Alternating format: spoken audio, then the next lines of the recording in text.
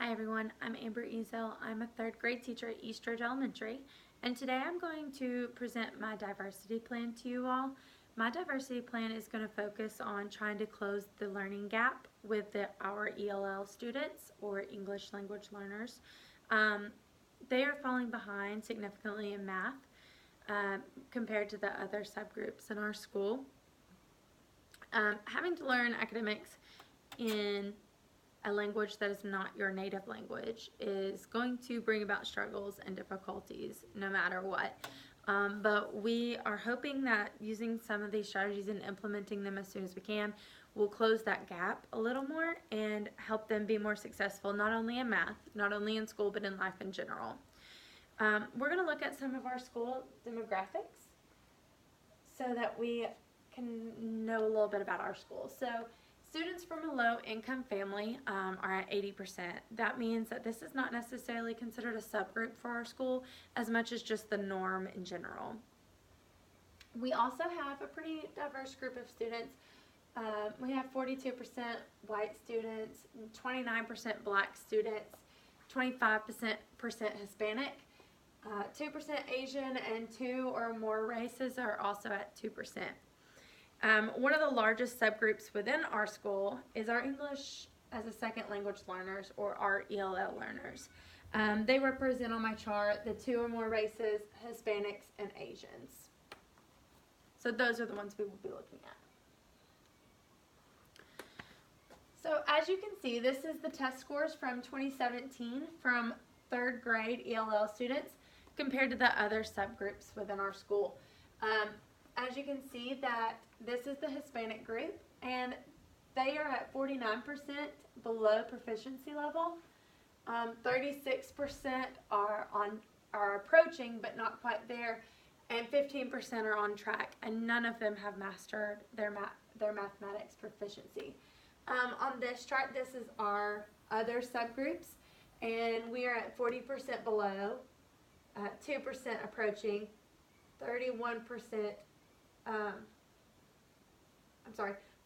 below, 31% approaching, 26% on track, and 3% as mastered. Although both of these are not great, there is still a pretty big margin between the two. So we're going to look at how they have grown or fallen backwards more the next year.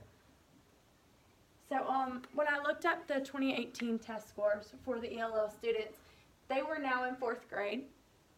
They have now increased to 52% below average or proficiency, and 30% are approaching, and now some of them have mastered. So we have seen a little bit of progress, but this part right here, the below proficiency, is what we're looking at to try to cut back on and try to close that gap. So I have 5 strategies that I have chosen to use to help try to fill this learning gap. Strategy 1 would be emphasize vocabulary. Strategy 2 would be less word problems and more content-based, or simplifying the word problems, in other words. Strategy 3 would be sending home books on students' reading levels. Strategy 4 would be reciprocal teaching classes for Spanish-speaking parents and English-speaking teachers. And strategy 5 would be small group learning. So we're going to just dig into these a little bit and see what they actually mean.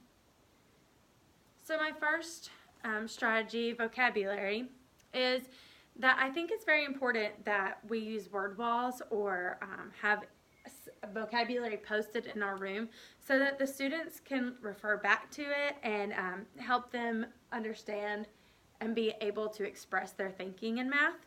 Sometimes math words are a little bit confusing, similar to this chart. I mean, sometimes you would think that something means one thing, but it also means something else in math. So that's something that could be very confusing for ELL students. And I think we need to definitely take that into consideration. Putting pictures with the words and their definitions can also be a very helpful tool for them to visualize and connect to, so that they know how to use that vocabulary and what that vocabulary actually means. The next strategy would be simplifying the word problems. I'm not asking you to get rid of the word problems, but I do want you to understand that using words that are larger or that they can't connect to would be more difficult for them to understand the problem. So sometimes we get so caught up in the words and the language that's used in the word problems that actually takes away from focusing on the actual skill that we're trying to get them to learn. So making sure that that language is something that is relatable to them and something they can use in their everyday lives. Strategy 3, sending home some books for them to read on their reading level is so important. Some of these students, their parents don't speak English, they do not write English, they do not understand English. So sending them books home for them to practice this at home is an extremely important thing. Some of them are only hearing it and practicing it at school. So if we could send those books home for them and give them a chance to be able to practice it at home and understand the language at home, then that might not only help them but also help their parents understand it as well. And I know that that's not really mathematical based, but since math is moving more towards word problems, and so is the real world math in general, then vocabulary is a necessity. So this is something that would help them in more than just math, but it would definitely help in math as well.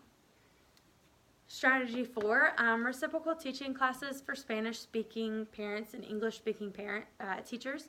We've actually, as a school, talked about this a little bit.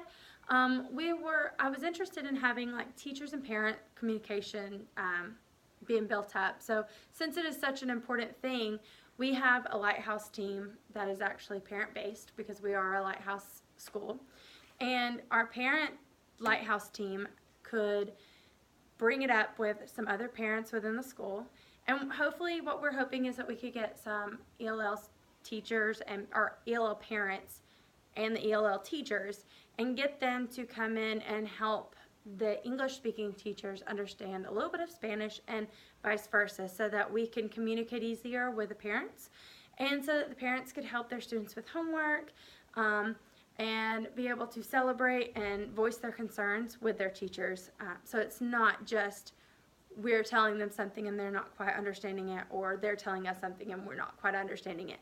This class should be able to help us get kind of on the same page where we're learning some of their language and they're also learning some of our language at the same time. So it would be a reciprocal learning situation. Small group learning. Differentiated learning groups are great for all students, but I really think it's important for my ELL students to give them a voice, because oftentimes they don't feel like they are heard enough, or they don't feel confident enough in their answers to participate during class, which is taking away from some of their learning. So if we give them a think, pair, share kind of lesson, or just having them in a smaller group, they might feel more obligated to help to share their answers and have a little bit more active participation. So I'm hoping that these strategies help close the gap for our ELL students, and I hope that we see those numbers go down. Thanks.